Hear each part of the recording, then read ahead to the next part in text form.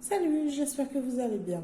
Alors, la dernière vidéo, on a parlé sur le management et aussi on a parlé sur la définition de management et la différence entre management et leadership et beaucoup de choses aussi. Donc là, on va rentrer un petit peu dans les détails. Donc, dans le management, on a trois niveaux. Il y en a le management stratégique, il y en a le management tactique ou bien ce qu'on appelle le pilotage, il y en a aussi le management opérationnel. Si on parle sur la stratégie, vu qu'on a parlé que c'est le management stratégique, qu'est-ce qu'on veut dire par la stratégie? Alors, la démarche stratégique peut être sommairement définie comme l'art et la manière de préciser la route à suivre à moyen et aussi ou longue échéance, en tenant compte de l'environnement externe, ce qu'on veut dire par les risques et les opportunités aussi, et des capacités et possibilités disponibles en interne, dans une optique de création de valeur durable. Alors une bonne stratégie se doit non seulement d'être et durablement rentable, mais aussi motivante. C'est la condition de la réussite de la démarche stratégique. Donc, dans une entreprise, on trouve la stratégie de l'entreprise. On doit faire alors la démarche stratégique avec une analyse stratégique et modélisation. Donc, dans l'analyse stratégique, on a l'alignement, on a aussi l'analyse SWOT et on a le business plan. Et dans la modélisation, on a la stratégie émergente, stratégie coopérative et stratégie produit. Alors, pour faire réellement une analyse stratégique, on est obligé d'avoir ce qui est encore très très important pour l'entreprise, c'est l'information. Alors l'information, c'est la chose la très importante pour la réussite de toute la planification et la stratégie de l'entreprise. Qu'est-ce qu'on veut dire réellement par l'information? Alors, l'activité des décideurs repose sur l'utilisation et la gestion d'informations diverses. Ces informations ont pour rôle principal de réduire l'incertitude entourant la prise de décision. Information, cela peut vouloir dire données. Alors, c'est l'ensemble des données qui sont ou bien des connaissances ou bien dues par l'expérience. Le fait qu'on a eu quelques expériences auparavant, donc on a des informations sur chaque expérience qu'on a déjà passée. Et cela se diffère d'une personne à une autre, bien précisément d'un manager ou bien d'un décideur à un autre. Donc la première chose, c'est les données. La deuxième chose, c'est le processus visant à diffuser des connaissances, par exemple, informer des salariés et tout, comment on doit les informer, sur quel but et quels sont les types, c'est-à-dire des salariés communs. Alors la façon qu'on doit parler avec un comptable et avec un RH, ce n'est pas la même chose parce qu'ils n'ont pas aussi les mêmes connaissances, donc on n'a pas le même langage. Donc, c'est à partir de là qu'on comprend que l'information, c'est en général l'ensemble des connaissances et d'expériences que chaque personne l'a déjà, c'est-à-dire dans son travail. Donc, on a plusieurs aussi sources de l'information. On a des sources internes et des sources externes. Bon, par exemple, si on va prendre quelques exemples sur les sources internes, donc on a des sources internes qui sont les employés eux-mêmes. Donc, le comptable, il a des données, il a une base de données sur la comptabilité. Donc, il a des connaissances sur la comptabilité. Si on va prendre aussi un commercial, donc il a des connaissances sur la gestion commerciale. Et ainsi de suite. Et si on prend par exemple les sources externes, c'est l'environnement de l'entreprise qui nous donne ces informations.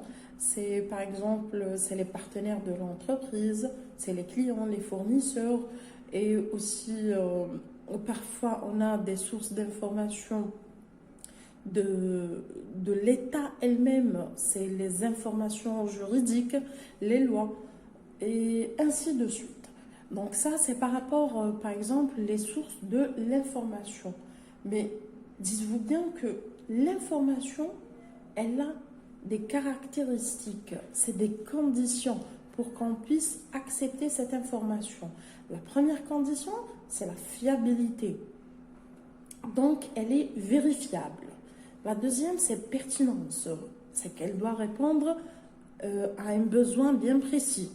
La disponibilité, c'est le fait de pouvoir être obtenu rapidement et bien sûr à un coût absorbable.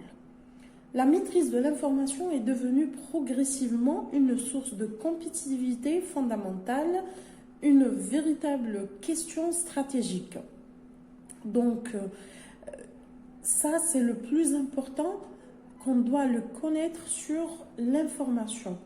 Et bien sûr, on a le processus, c'est-à-dire de la décision, vu qu'on a besoin de ces informations dans le but de prendre une décision. Et le fameux, c'est-à-dire le fameux modèle de la décision, c'est le modèle IMC. C'est celui de Simon. Donc, c'est le modèle qui est plus utilisé et aussi qui est plus connu et facile à comprendre. C'est dans le but de faciliter la prise de décision. Alors, le modèle IMC, c'est I, c'est l'intelligence, le M, c'est la modélisation, et le C, c'est le choix de la décision. Ça, c'est pour la pratique de la décision. Et aussi, on a c'est-à-dire pour aider la décision, on a d'autres analyses mises à part ça, mises à part cette méthode, on a l'analyse SWOT qu'on va la connaître aussi dans les vidéos prochaines. Et on a aussi la rationalité de la décision, ce qui est aussi très important. Alors la rationalité de la décision repose sur les informations disponibles qui sont toujours le fruit de données sur lesquelles on a travaillé. Elle repose sur la qualité de la perception des contraintes et des risques aussi, sur la personnalité du décideur, sur sa capacité de jugement et ses souhaits réels.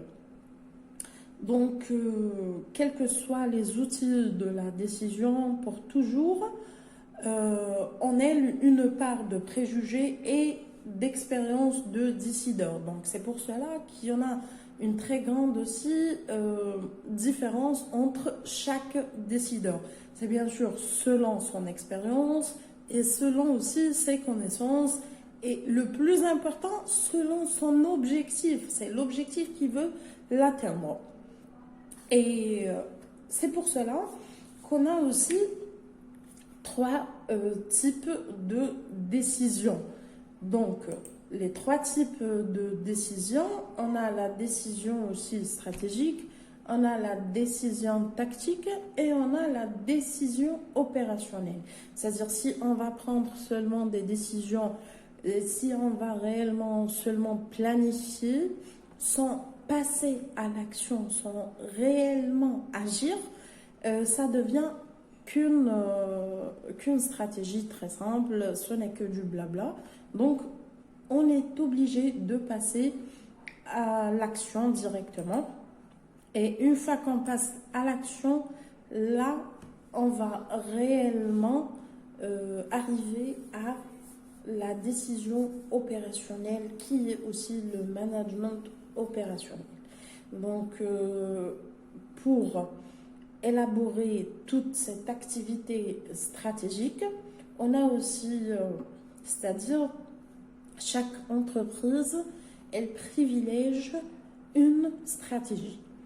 Bien sûr, selon la capacité de l'entreprise, la taille de l'entreprise, et j'ai bien dit auparavant, selon aussi la partie qui va décider, le décideur lui-même. Donc, je vais citer quelques types de stratégies. Donc, on a l'avantage concurrentiel. Il y en a ceux qui prennent la stratégie de concurrentiel. On a la stratégie de spécialisation et la stratégie de diversification. Bon, il y en a des entreprises qui veulent spécialiser dans un produit bien précis. C'est un seul type de bien ou bien de service.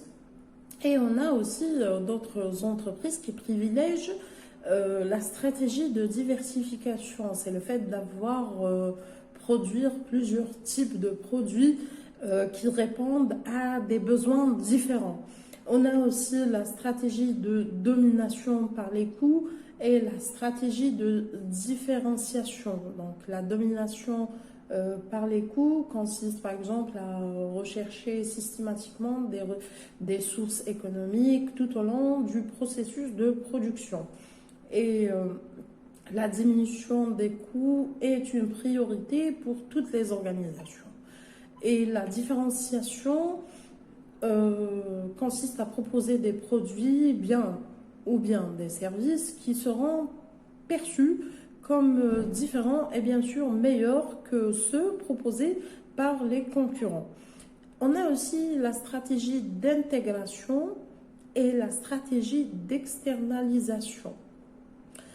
Alors, aussi, la stratégie d'intégration consiste à développer l'entreprise en absorbant des activités complémentaires en amont du processus de production.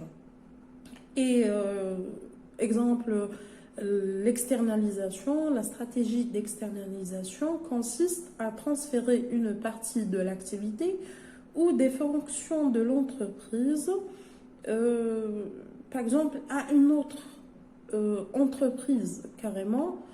Et aussi, on a la stratégie, c'est-à-dire d'intégration et d'externalisation. C'est le fait qu'une entreprise, elle travaille sur la production et elle veut intégrer un autre marché, par exemple, de commencer à faire des prestations de services. Et si on va parler aussi sur l'externalisation, par exemple, si c'est une entreprise, c'est bon, elle a commencé, elle a des clients dans le marché national et elle veut actuellement élaborer d'autres clients sur le marché international. Ça, c'est une autre aussi stratégie. Donc voilà, ce sont des choix et chaque décideur, chaque entreprise, je vous ai dit, selon sa capacité, selon son expérience, selon son objectif, qu'elle va choisir la stratégie qui convient à cette organisation.